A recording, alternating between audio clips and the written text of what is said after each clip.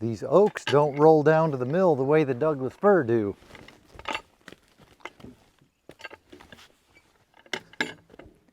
Maybe because they're not quite as straight.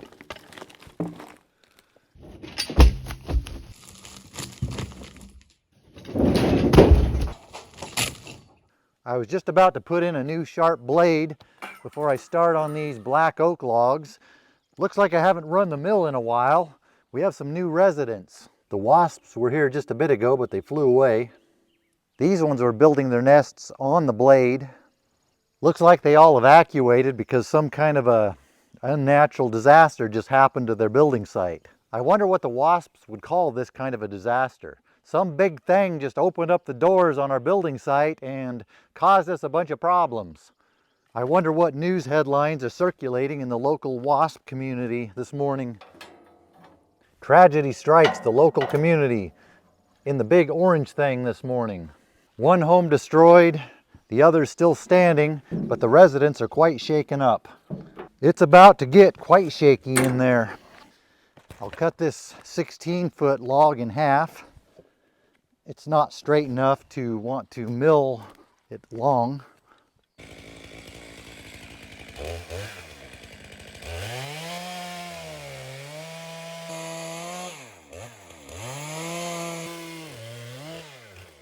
I've never had black oak on the sawmill before.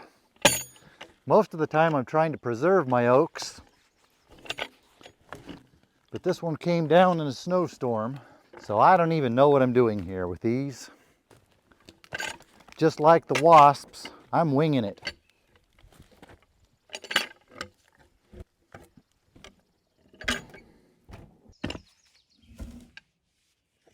I'm not sure how to orient this with the knots and everything to get the best figure out of it.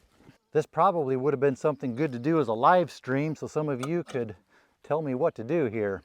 We'll just do what the old jarhead always says, put your hooks to the right. It's bowed this way since it was a tall, thin tree that had a lot of weight on it that could have a lot of tension inside. The tension might be more likely to be in the direction of the bow, so maybe that'll help doing it that way. I might just be making things up here. Since I've never milled black oak on here before, I'm looking forward to seeing what's inside. California black oak, take one.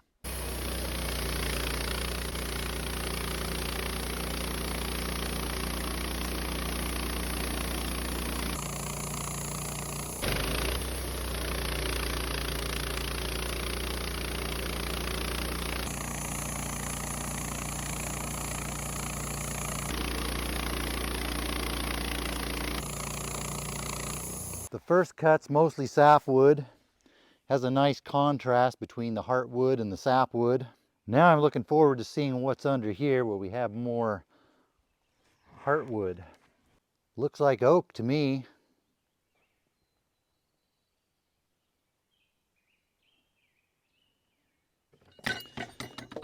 My first impression, cuts really easy with this 7-degree blade.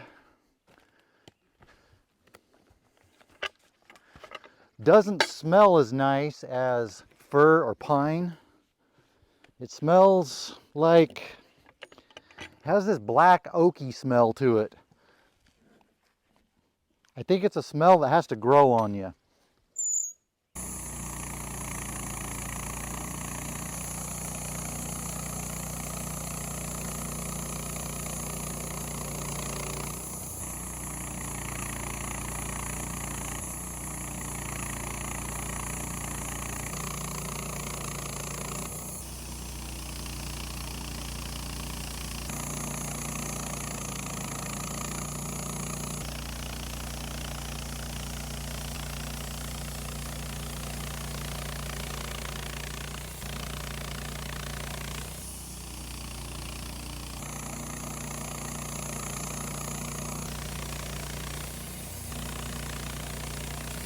We're getting a little bit of bow in this top cut.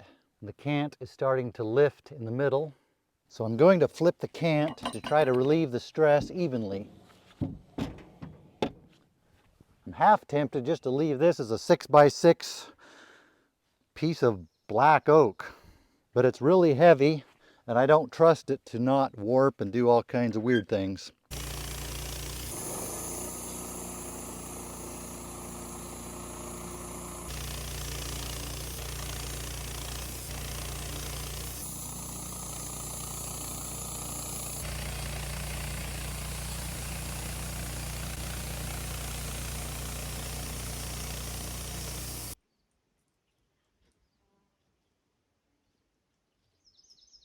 We better do the water test.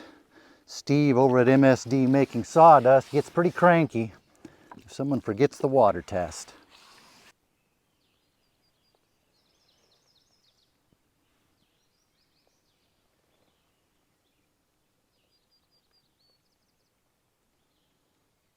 California Black Oak number 2. Black oak is a red oak. I don't have experience with red oak, but I think the lumber looks a little bit like red oak. Nice, but not quite as desirable as white oak. California black oak is usually easy to identify here because it's the oak we have with usually larger leaves, pointed lobes, that's these tips, darker, usually solid bark. It's not flaky or powdery. These Oregon white oaks all around the mill have this lighter colored, flaky, sometimes powdery bark. And the black oak log, hard bark, no flakes, no powder. And it's slick, so it slides off the log forks on your loader easily. The two on the right, California black oak, generally larger. Oregon white oak on the left, generally smaller. Rounded lobes. There can be some variation. Some white oak has a little more pointed, but not like black oak. Oh boy, now we got a stuck lizard on the mill. See if we can help you out, guy. There you go. You're fine. You were stuck, but you weren't that stuck. We have all kinds of things going on at the mill today. We have wasps in the mill. We have stuck lizards in the mill. Like my friends in Kentucky like to say, if it isn't one thing, it's two.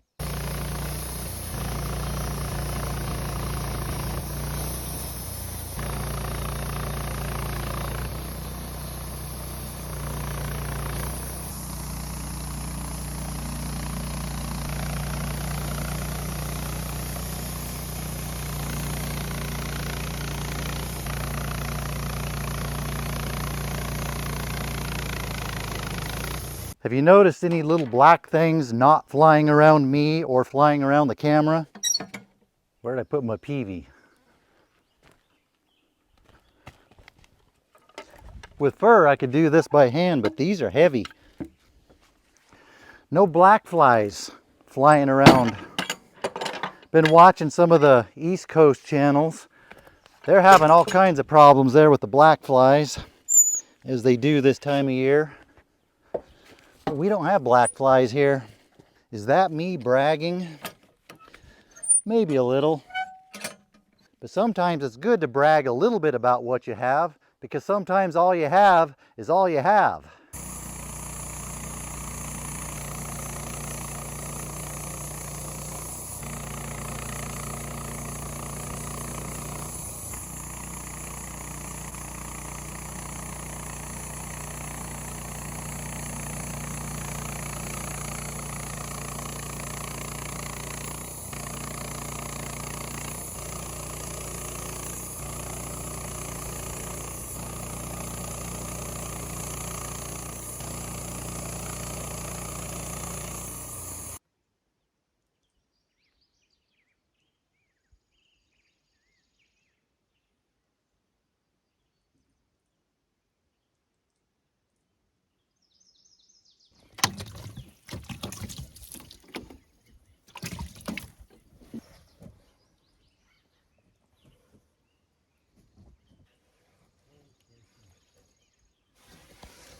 Even hardwood makes flitches too.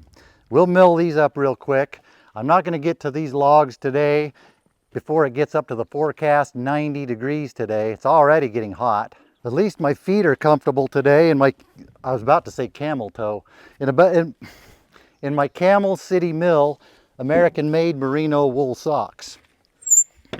Designed to keep your feet both comfortable and dry, which they're doing a nice job of doing. I'll put a link to those down below. While we finish these flitches real quick, I'll let you and your feet do some real soul searching. Decide if you're really happy with your socks or not. Soul searching.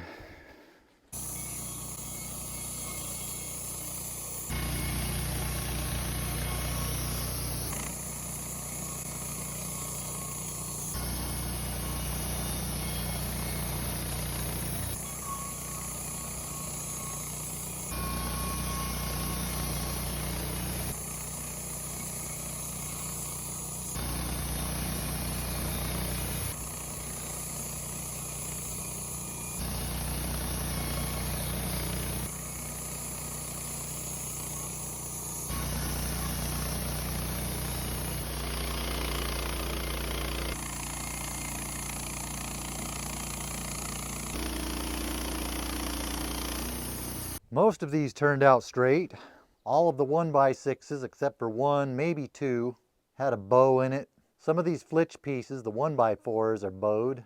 I'll sticker and stack them, or stacker them that is, put some weight on them, see if they will dry straight. And over here, we have a new pair of Camel City Mill socks. The best socks I've ever had. They're nice folks over there, help support Made in America, and it helps support the channel. I'll put a link in the description below.